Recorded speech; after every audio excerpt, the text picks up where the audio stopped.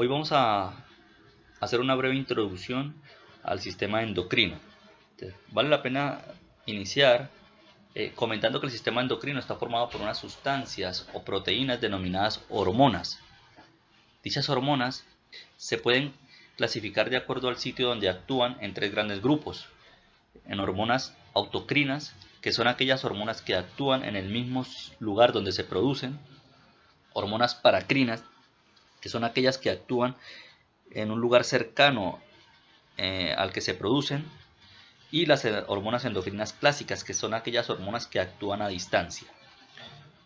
Según la estructura química, las hormonas las podemos clasificar en tres grandes grupos: unas hormonas peptídicas, otras hormonas llamadas esteroides y otras derivadas de la tirosina. Las hormonas peptídicas pues son hormonas conformadas por aminoácidos, es decir, son proteínas, y ejemplo de esto pues son la hormona folículo estimulante o FSH, la hormona luteinizante o LH, la hormona ACTH y la hormona estimulante del tiroides, conocida también como TSH. Por otra parte están las hormonas denominadas esteroides, cuyo componente primordial es el colesterol. Son hormonas que se derivan del colesterol. Ejemplo de estas hormonas son la aldosterona, el cortisol y el estradiol. Y luego están las hormonas derivadas de la tirosina, cuyo ejemplo obviamente clásico son las hormonas tiroideas. Están la T4, denominada tiroxina, y la T3, que es la triiodotironina. Cuando hablamos de hormonas es importante saber cómo se transportan las hormonas. Y en este sentido tenemos que mencionar que hay hormonas hidrosolubles y liposolubles. Dentro de las hormonas hidrosolubles encontramos principalmente las peptídicas, y son hormonas que una vez que se liberan de los tejidos no necesitan o no se unen a ninguna proteína para poder ser transportadas en la circulación. Es decir, no necesitan de unirse a ninguna proteína para llegar hasta el tejido al cual van a estimular. Por otra parte están las hormonas liposolubles, que son aquellas hormonas que están unidas a proteínas. Entonces, estas hormonas, una vez que son liberadas desde los tejidos, tan pronto salen del tejido en el cual se producen, se unen a unas proteínas, principalmente la albúmina, que actúa como transportador de dichas hormonas a través de la circulación, y de esta forma llegan al tejido al cual tienen que estimular. La gran diferencia de estas hormonas liposolubles con las hidrosolubles, además de ir unidas a proteínas, es que son más difíciles de liberarse en el tejido en el cual van a estimular. Un concepto importante del cual hay que hablar cuando hablamos de hormonas es la variación cíclica. Para esto hay dos hormonas que representan típicamente este concepto. Una es la hormona de crecimiento o GH y otra es el cortisol.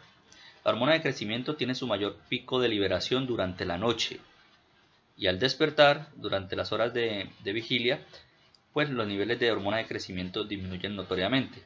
Lo contrario pasa con el cortisol. El cortisol se libera en grandes cantidades o en mayores cantidades a partir de las 6, 7 de la mañana, ¿sí? Y mantiene una liberación en forma de pulsos durante todo el día. Y en la noche los niveles de cortisol disminuyen de forma notoria. Esto es lo que se conoce como variación cíclica, es decir, una variación en la liberación de hormonas durante el día y la noche. Bueno, ahora vamos a hablar un poco de los receptores hormonales.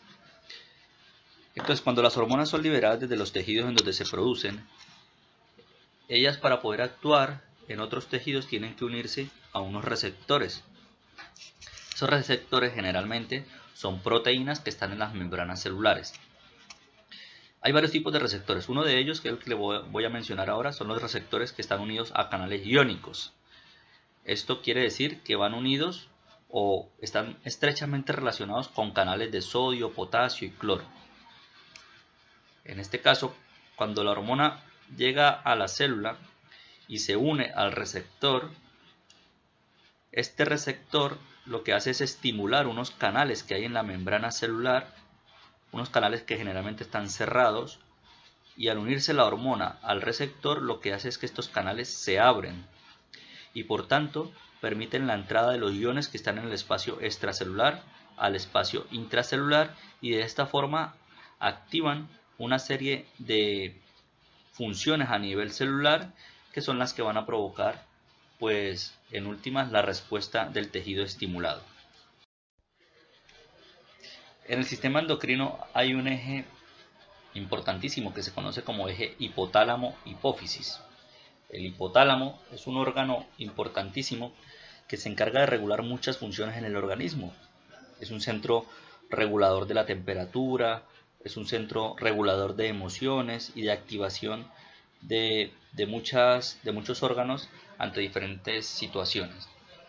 Desde el punto de vista hormonal, el hipotálamo libera 7 hormonas que son de suprema importancia. Una de ellas es la hormona liberadora de gonadotropinas, otra es la hormona liberadora de la hormona de crecimiento,